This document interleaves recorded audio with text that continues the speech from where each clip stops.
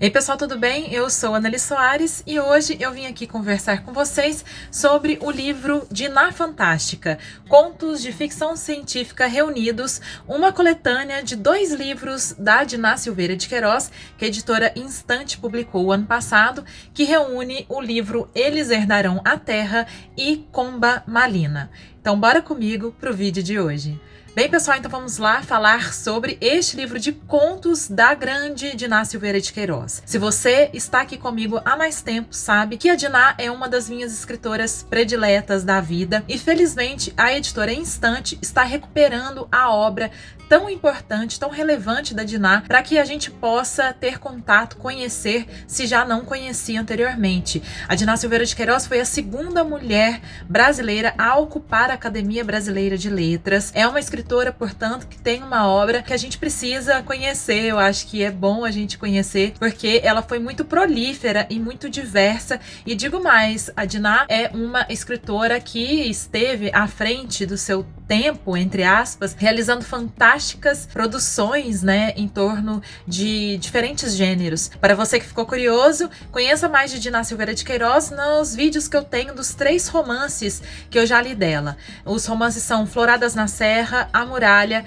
e também Margarida Larroque, na Ilha dos Demônios. Eu adoro todos eles, recomendo demais a leitura, então fica aqui a dica para você assistir os próximos vídeos depois que este terminar. Então vamos falar sobre Contos Fantásticos, esta importante reunião que a Instante fez de 2 livros da Diná Silveira de Queiroz, que reúnem, por sua vez, contos de ficção científica e outros elementos importantes que eu vou falar um pouquinho. Só destacando que os 2 foram publicados em momentos diferentes. Eles Herdarão a Terra foi publicado inicialmente em 1960 e Comba Malina em 1969. E por que eu tô falando isso? É porque é muito importante a gente observar o contexto histórico em que eles foram escritos. Embora seja um período curto, né, de diferença, né, 9 anos apenas, o Brasil vivia momentos muito diferentes. Em Eles Herdarão a Terra, o Brasil era presidido por Juscelino Kubitschek e que estava vivendo aquele momento de intensa propaganda pelo progresso, até o slogan do governo era 50 anos em 5, né? Então, o Brasil estava se vendo, né, com grandes mudanças, inclusive com a mudança da capital do país, que passou de ser no Rio de Janeiro para Brasília, né? Comba Malina, por sua vez, foi publicado em 1969, portanto, o Brasil passava pela ditadura militar. E aí, a questão da censura, da violência e todas as outras, né, questões que a gente sabe que estão inseridas neste contexto histórico brasileiro, também aparecem, de certa maneira, nos contos da Diná Silveira de Queiroz, uma escritora, como todas as boas escritoras, bastante preocupada, né, e bastante observadora em relação à sociedade, à política e à cultura que ela observava. A Diná Silveira de Queiroz, com estes livros e com a sua produção em torno da literatura da imaginação, né, que a ficção científica está incluída, ela é uma das pioneiras da ficção científica no país. Isso é muito interessante. Eu acho que a grande importância deste livro aqui, desse resgate que a editora faz, é de trazer novamente o nome da Diná para a importância que ele realmente tem, né, para mostrar o quão relevante ela é para nossa literatura. Naquele momento, pouco se fazia em relação à ficção científica no país, embora já houvesse uma produção interessante nos Estados Unidos, por exemplo, em publicações muito baratinhas, né, de banca, e já houvesse nomes clássicos também, como do Wells e também do Verne. Inclusive, são 2 autores que ela cita, né, durante essas escritas aqui dela, mas que, enfim, no Brasil não era tão relevante, né? E aí a Diná Silveira de Queiroz aparece junto de André Carneiro e outros nomes, mas como grande pioneira da ficção científica no Brasil. E a Instante também coloca nessa edição uma espécie de prefácio, tá? Que a autora escreve, que ela escreveu para a publicação do primeiro livro dela, eu acho, né? Que é Carta a um Incerto Amigo.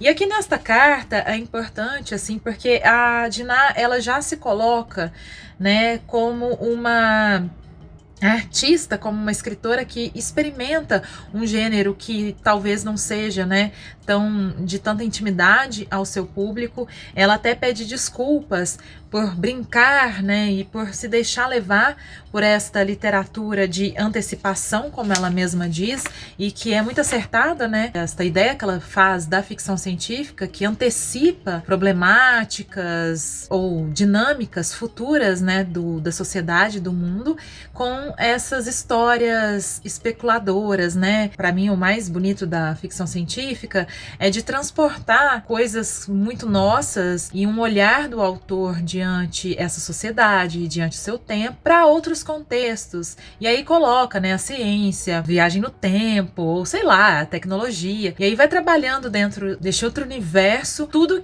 aquilo que se pode dizer sobre a própria sociedade, o próprio olhar ali, né? Ela faz isso muito bem, a Dina Silveira de Queiroz, né?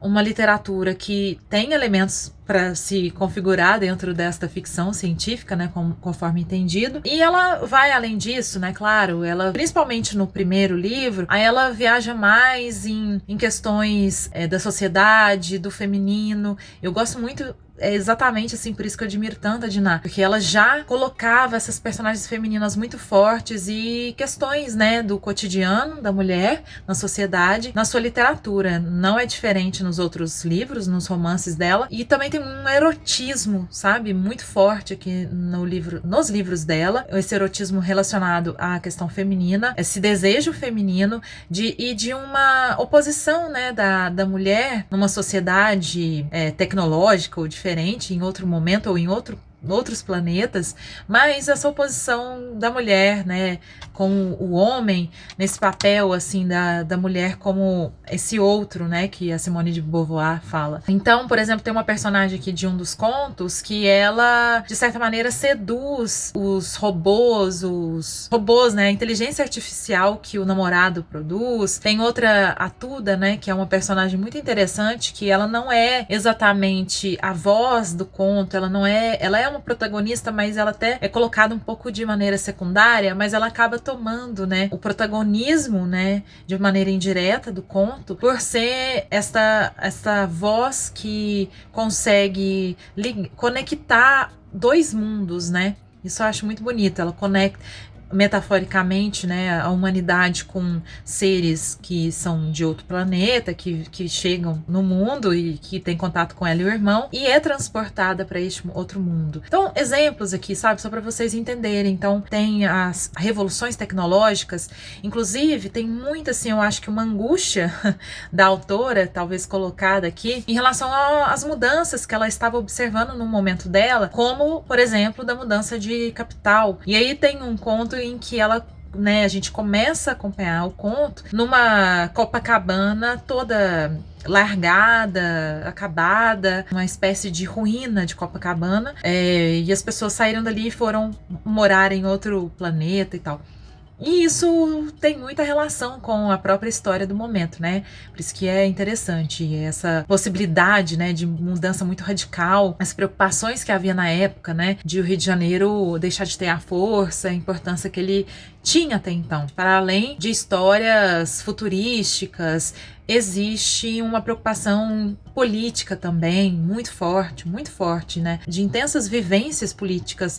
Um e outro. Tem um dos contos que está em Comba Malina, que a gente vê uma sociedade que vive em outro planeta, né? Vive lá em Marte. Tem um cara, né, que meio que gerencia ali, né, esses novos habitantes do planeta, e tem também a questão da medicação, né, da droga ali para ajudar essas pessoas a se adaptar ao lugar e para esquecer, né, a vivência na Terra. E esse cara, assim, que está ali gerenciando essa sociedade nova, ele meio que censura as informações da Terra. Então, as pessoas que estão lá não podem ter contato com informação, com notícias da Terra, para que supostamente elas possam viver em paz e viver bem. Muito a ver com a questão da censura durante a ditadura militar, né? Então, a gente lê, né, os contos de maneira a desfrutar da literatura, da ficção, porém podemos enxergar, né, esse olhar da Dina Silveira de Queiroz sobre o seu tempo. Vale destacar uma coisa que para mim foi muito diferente na leitura deste livro, eu achei assim a escrita da Diná Silveira de Queiroz um pouco diferente neste livro em relação aos outros 3 que eu conheço, né, que eu já li. Eu acho que nesse livro, não sei se eu vou me fazer entender, né, coloque essa metáfora entre aspas, porque não é exatamente isso, mas eu senti uma escrita mais endurecida, tá? Aqui neste livro. Eu acho que isso faz sentido pensando até no próprio gênero. Eu não sou grande leitora de ficção científica, mesmo que esse seja um gênero que eu goste, que me agrade muito. Eu não sou grande leitora, mas eu tenho alguma leitura em ficção científica e eu acho, daquilo que eu li, inclusive clássicos, né, tem aqui uma linguagem que eu encontro nestes clássicos, sabe? E que quando a gente pensa em ficção científica, ainda é um gênero, né, da ficção que ele é muito masculinizado. Ele não é masculino, mas ele é masculinizado. Ainda tem muito preconceito, né? Ainda hoje. A Diná estava lá escrevendo, na década de 60, mas ele ainda tem um preconceito em relação à produção feminina dentro da ficção científica, não só no Brasil, no mundo todo. E eu vejo que tem uma linguagem assim muito mais endurecida, menos fluida, talvez menos feminina, vamos classificar desse jeito, da Diná neste livro. Porque eu já era grande fã e vim das outras leituras, né, me fez estranhar um pouco, sabe, essa Diná aqui, embora a respeite muito e entenda o que ela fez. Nos outros livros, embora ela trate de temas muito, às vezes, duros, difíceis, né, como, por exemplo, a doença, que também está aqui, né, ela também coloca a questão da saúde, da doença, nos contos, mas nos romances, por exemplo, Floradas na Serra, que trata da tuberculose no Brasil no século XX, é um livro com esse tema, tem a morte, tem o luto, e é um livro leve, sabe, eu acho que pela escrita ela consegue trazer a leveza, né, a obra dela. E neste livro não vejo essa leveza. É um livro que para mim foi muito mais difícil de leitura, sabe? Não foi tão fluido, foi difícil, em muitos momentos eu estranhei, eu custava para aceitar o fato de que era a minha Diná, então eu tive que me adaptar também, sabe? E eu acho isso interessante, por isso que eu gosto de ler a obra, quando eu gosto de um autor, de acompanhar a obra pra gente ver também as faces, né, e as possibilidades, né, que o autor teve e trouxe para sua obra. Claro que aí por isso, pela própria escrita, muitas vezes o tema acaba sendo mais denso, né? E não vejo também motivos para ela não tratar de temas densos e deixar que sejam tensos e densos, né? Só para vocês saberem, né? Porque eu acho legal, assim, compartilhar com vocês um pouco da minha sensação. Por hora, é o que eu menos gostei da Diná Silveira de Queiroz. É diferente, até porque também são contos, né? E os outros que eu li são romance. É diferente porque daí no romance ela elabora melhor, aprofunda mais em algumas coisas, a gente conhece mais as personagens e tudo mais. E também, talvez, gente, eu vejo também uma outra questão dentro disso que eu tô falando, é que nos romances as protagonistas são mulheres, né, todos os romances. Eu vejo que, principalmente Floradas na Serra, né, e A Muralha também, tem muitas personagens femininas, e aqui tem personagens femininas, personagens fortes, protagonistas, mas acaba que ela traz mais personagens masculinas para suas histórias. Isso não é problema algum, mas eu acho que isso também influencia nas experiências, nos olhares, nas reações, nas atitudes das personagens, que é coerente, né? Uma escrita coerente da Diná. Mas assim, como eu havia citado, tem muita da questão feminina aqui, porque a Diná, ela, olhando em retrospecto, fazendo uma crítica, né, em retrospecto, ela tem uma pegada, assim, feminista na sua obra.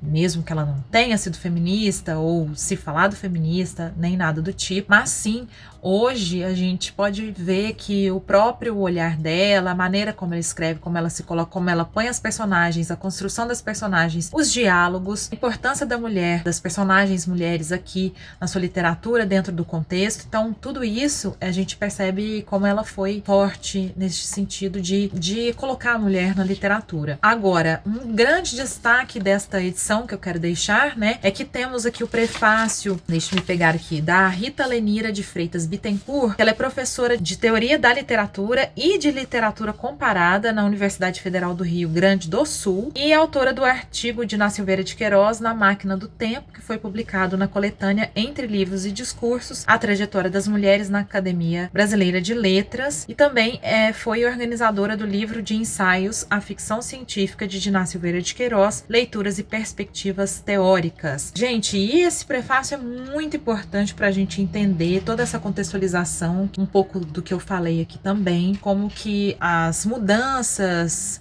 culturais, sociais do momento influenciaram nessa escrita da Diná, nas suas preocupações, né, que ela expõe na sua ficção. Ela até cita a questão da televisão, né, que chegava aos lares brasileiros naquele 69 e tal, né, 70. Destaca como que nestes contos da Diná Silveira de Queiroz a gente encontra esta escrita que abraça, né, abarca o sentido enunciado por Freud em 1919, que foi traduzido, né, ao português como o estranho e inquietante ou o infamiliar, né, o Das Unheimlich, e que é algo basilar, né, na bibliografia de ficção, de ficções da especulação, né, que abarca também a ficção científica, do mistério e do fantástico, do maravilhoso ou do sobrenatural, que aproxima a psicanálise e a literatura. Isso eu achei muito fantástico. Enfim, ela também destaca a diversidade dos textos, mas ela coloca aqui que o livro Comba Malina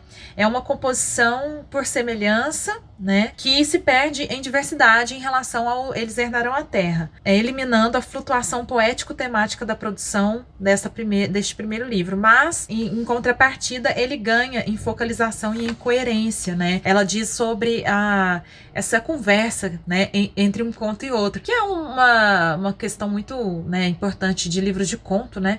Enfim, que não seja um livro muito sem pé na cabeça, né? Essa conversa entre um conto e outro, uma certa temática de fundo, que pode ou não haver, mas eu acho que é algo importante em livros de conto. E também ela se refere à personagem Margarida Larroque, que é o meu romance predileto. Ela coloca, né, essa obra-prima, e essa personagem protagonista dessa obra-prima de Inácio Silveira de Queiroz, com umas certas sombras que tem da Margarida na escrita desses contos que vieram depois, né? O Margarida Larroque é de 49. Então ela vê uma Margarida de Copacabana, ela faz essa comparação, né, nesses contos, né? Ou seja, o andamento da mulher nessa sociedade que está em outro planeta, um outro momento no futuro, ou que faz uma viagem ao passado, né? Ela realmente concorda com a ideia de literatura de antecipação, né, da Diná Silveira de Queiroz, ver como que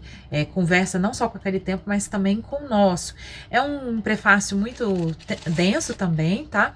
E tem um hino, tem um hino de pós-fácil, eu adorei, nossa, é muito bom. Esse pós-fácil que é assinado pela Ana Rush. E a Ana Rush, ela vai, então, gente, abordar, assim, toda a contextualização da ficção científica, né, as classificações em relação à ficção científica, de como que nós entendemos hoje, né, o que é isso. Esse começo do texto dela é muito interessante, que ela destaca uma aspa da própria Diná Silveira de Queiroz, que diz o seguinte: estamos numa época em que a solidão humana ganhou uma perspectiva capaz de produzir verdadeiras alucinações. Achei maravilhoso isso, né? Imagina Diná hoje. Tem muita distopia pra gente trabalhar no Brasil de 2022, 2023. Mas enfim, a Diná se justifica, né, com esta motivação para se enveredar na ficção científica, para submergir neste gênero literário que permitiria, né, um mergulho vertiginoso num abismo sideral para trazer à superfície o indizível dos dias conturbados. Então esse é o que eu falei, né, da beleza da ficção científica, de poder trazer pra gente à tona coisas que às vezes estão umas profundezas, né, da nossa sociedade, cultura, etc. Enfim, a Ana Rush também fala sobre esses ecos, temores e desejos que a Dinah escreve nesses contos em relação, por exemplo, às questões urbanas, né, ao urbanismo que estava muito intenso naquele momento, um Brasil que estava se tornando menos rural, mais urbano, a mudança, como eu falei, de capital, né, então esses escombros que a Dinah coloca nos seus contos, as ruínas de uma sociedade passada, né, as questões de censura, como eu, né, falei também na resenha, tem muito a ver com esse olhar, né, que retrata um absurdo da nossa história, de momentos que parecem mais contos de George Orwell, né. Enfim, ela vai destacando questões que a Dinah faz, questões críticas também em relação ao passado, não só ao presente, né? Como ela faz num dos contos que ela coloca uma personagem que é cigana, né? E que é morta ali. Então, isso realmente existiu, né? No século XVIII no Brasil, perseguição dos ciganos no país e tal. Então, ela consegue, nessa brincadeira de volta ao tempo, também dizer sobre o nosso passado, né? Hoje o conceito da ficção científica, mais assim sedimentado, é de Darko Suvin, que diz que a ficção científica é uma literatura que oferece estranhamento cognitivo, uma narrativa que causaria perplexidade ao que é conhecido a partir da irrupção do novo, uma inovação tecnológica. Ela destaca este conceito e diz como que essa literatura, né, ela vai na raiz da cultura para dizer sobre si, né, e antecipando também, aí novamente, né, no conceito da própria Dinah Silveira de Queiroz, para que se trabalhe todas as questões humanas, né. Enfim, e aí ela destaca que dentro todos esses contos da Dinah, a gente pode ver 3 grandes temas. Acho que eu já antecipei todos eles, talvez.